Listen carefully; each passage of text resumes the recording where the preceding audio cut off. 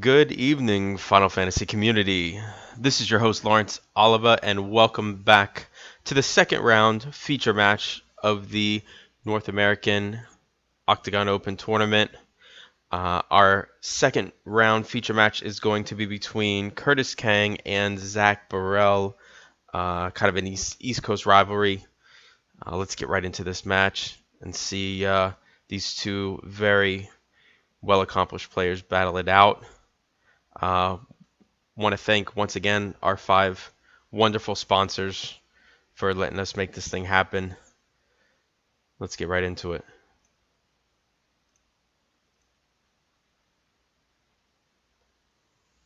All right, so we see Zack. He won the dice roll. He's going to go first.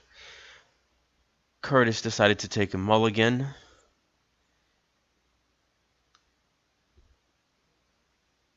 Zack's still deciding, seeing what he wants to do.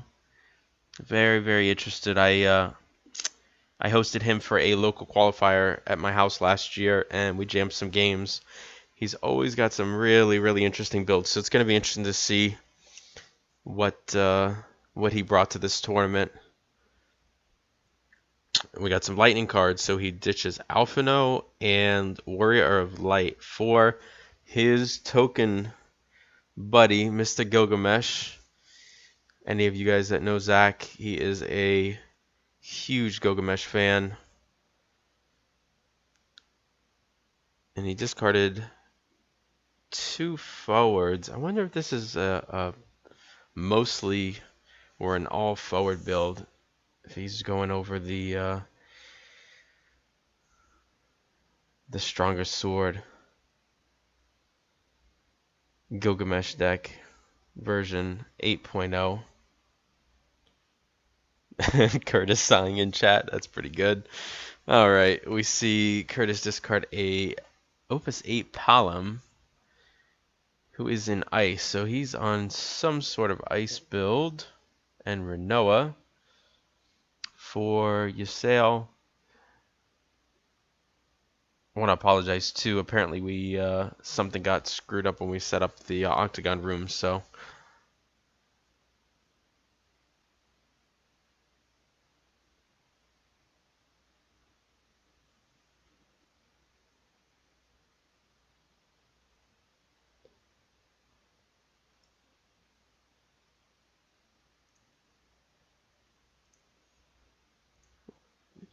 there we go. All right, so he elects to play a black mage and passes.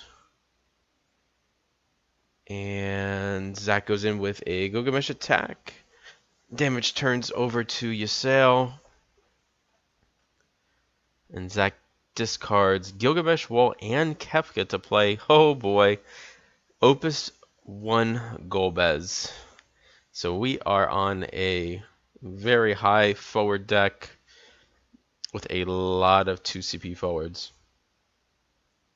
Very, very interesting. So here we see Remedy come in, and we see Garland. Now, if any of you guys watched the feature match of round 1, Garland 9 definitely did some work. And we see the strongest sword being used. There it is. Gets rid of the Remedy. Unfortunately, he turned a Gilgamesh.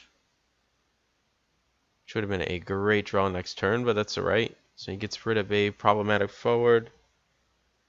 Unfortunately, Zack has to dull one of his forwards due to Garland's ability. Curtis takes damage too from Gilgamesh, and Zack passes turn. If that Golbez pops, it's going to be a world of hurt this early. Question is, what does Zack have to blow him up? Alright, so we see Curtis play Sid Randell. So it looks like he's mostly on an ice build, mono ice, which I believe Curtis may have been aware of what Zack may have been playing with the Remedy and Sid Randell choices.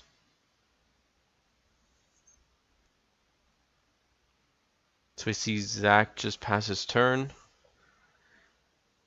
The Carlin trigger, and it looks like, yep, Curtis is going to pay the 1 ice to freeze the Golbez and swing it with Sid.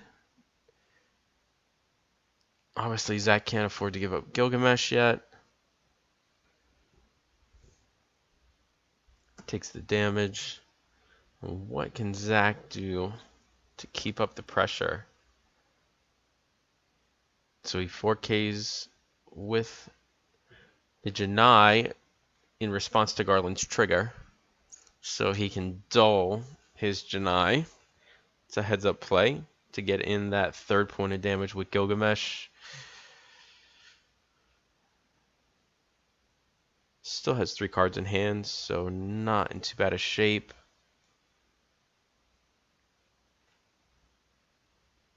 See what Curtis can do to try and stop some of this aggression.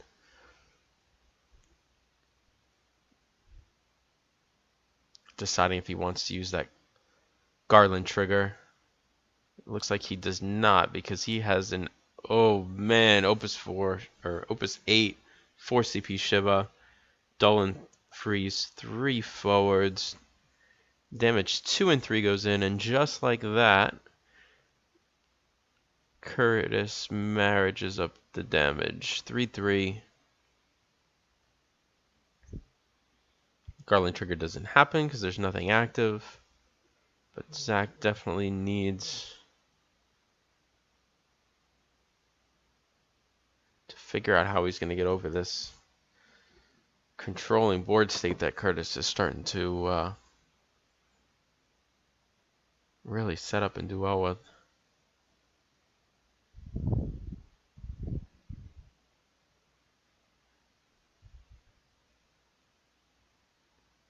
And Zack just passes. Okay.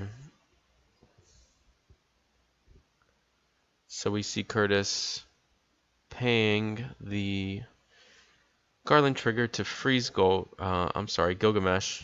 Seems good. He swings in for, oh boy, 4 and 5.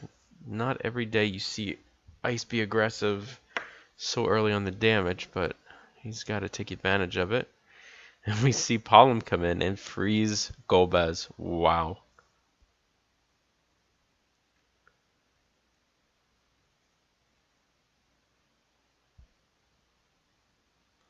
Just like that, Kurt says definitely turn the game on its head. And now we'll be pushing for game with Janai dulling due to Garland.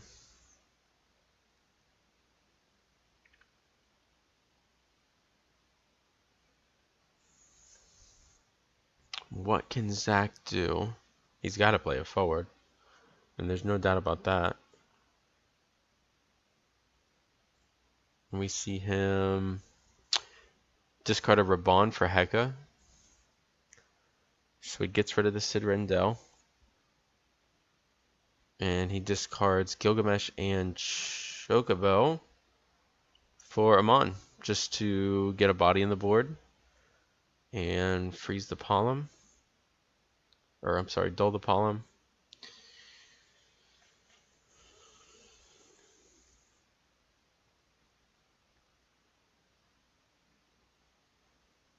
Curtis elects to pay the 1 CP to freeze and keep that Gilgamesh just locked down.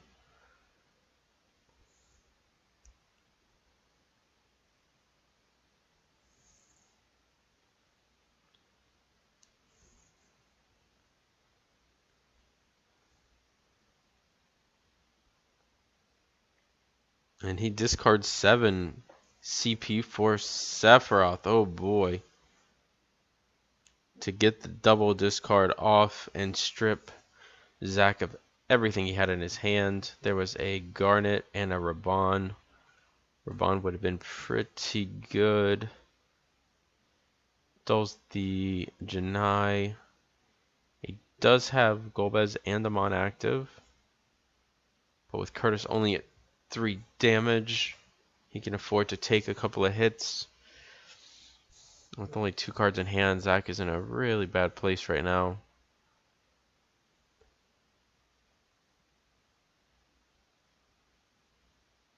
Curtis Kang the one to freeze Gilgamesh.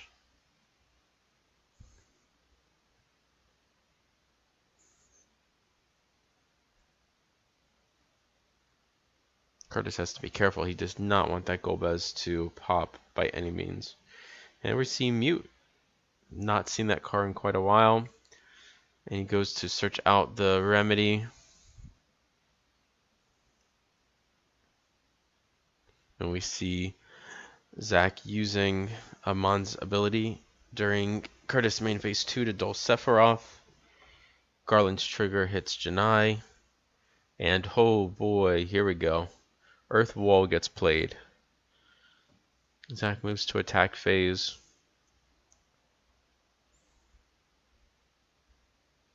He may have just recovered, boys and girls. Let me see. Wall giving Golbez 2k and Brave. Zack swings in for 1 damage and passes.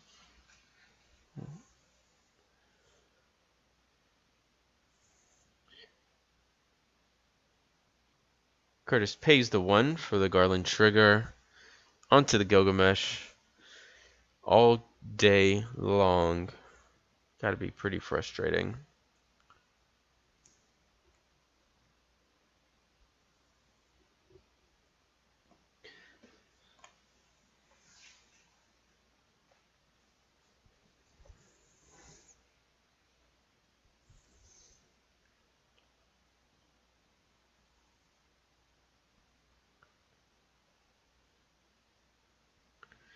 The Amon being very relevant right now on defense for Zack.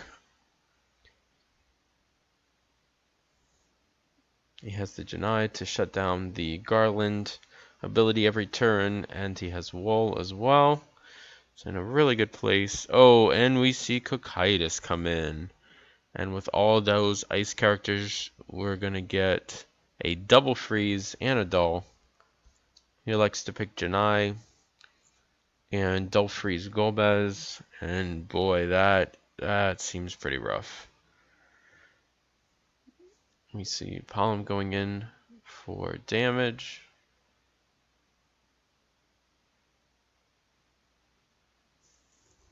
We get a Mateus cast to break the Amon. Amon triggered dull Sephiroth. And he passes. Wool has to be dulled because he's got nothing else active. Zack pitches to for Jake. Relevant body, but no cards in hand. So Sephiroth can swing through it and dull freeze him. Damage 6. Is an Alphino and damage 7. And there you have it, guys. That was round 2 of the feature match, OCTGN Open. I've been your host, Lawrence Oliva. Hope you guys enjoyed it. And I should have round 3 up for you guys tomorrow, Tuesday. Just trying to cram in all this stuff last minute. As a lot of you know, we have the Tampa Crystal Cup coming up this weekend. I'll be traveling Friday down to Tampa from Atlanta. Hope to see a lot of you guys there. And catch you guys for the next round.